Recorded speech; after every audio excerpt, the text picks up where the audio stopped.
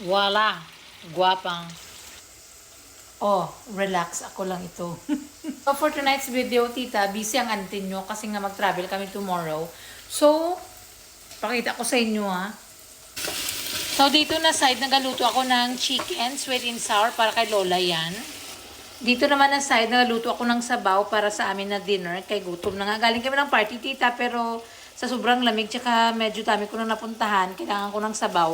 At saka dito naman na side din, nagaluto ako ng chicken corn soup para yan sa simbahan bukas kasi di ba tomorrow is another Filipino group. Tapos ito yung mga gulay-gulay natin. So pagpasensyahan nyo na kung gaano kakalat yung aking bahay. Kaya nagkamadali nga ako, kaya magbiyahe na kami bukas. Lutuan ko muna si mother.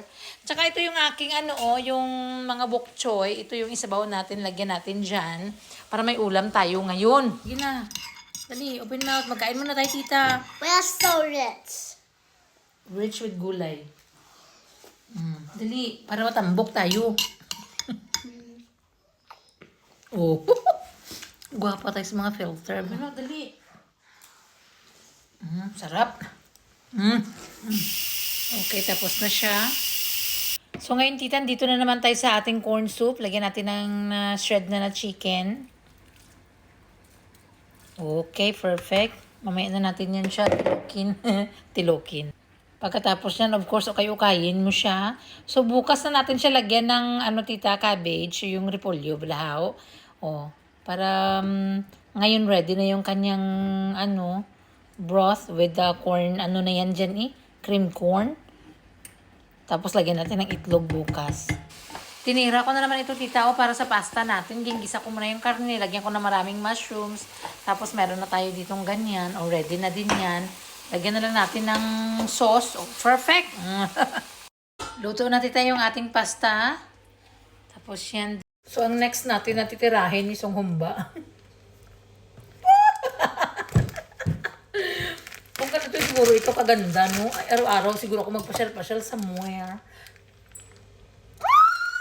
Perfect! So, kukunin muna natin yung taba, tita, tsaka patipusan natin. Yung pamantikain ba? Yung taba niya. Sobraan na ito kagwapa. Ay. So, andito na yung aking asawa. Look. Magkain. And then, ready na po yung humba. Nagaluto na.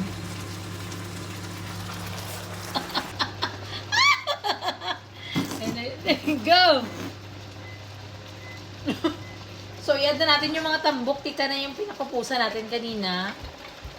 Woo! Ba, puno ba? The more the better para maraming sharon sila bukas. Kayo-kayin. Tapos lagyan na natin ng mga panakot. Okay?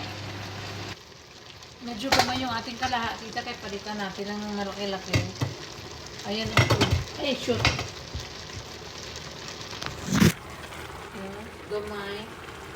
Palitan natin ng malaki-laki. So, nagpatuloy ang bumbada na pagluto ng ating humba, tita. Have a look. Guwapa. So, pagkatapos yan, tapos na tayo, matulog na tayo kay alas 12. And here's the final ukay-ukay. Guwapa na, tita. So, pag matapos na ito, pwede na tayo matulog. Ayan. Guwapa na. Masarap na siya. Patilawan ko muna kay uncle kung okay na. Try my humba, please, da.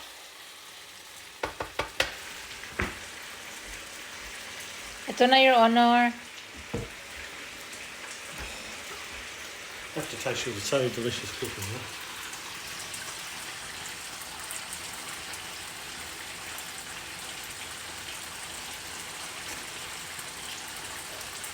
Hot.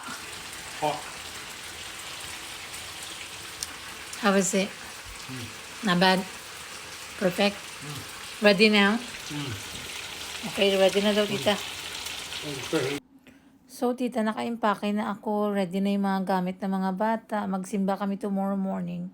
So, ganito na lang ang video ko. Kasi kung mag-voice over pa ako, hindi ko na kaya. So, bedtime na. Si uncle nagtimpla pa ng tea. Dito man kasi kami nagatulog sa, tita, sa lounge. Tapos may heater kasi kami dito. Yan, so very warm siya. Kaya very lamig man sa mga kwarto. Tulog ng mga bata. Tapos kami ni Uncle, dito kami, oh. Good night na everyone. See you again tomorrow. Bye-bye.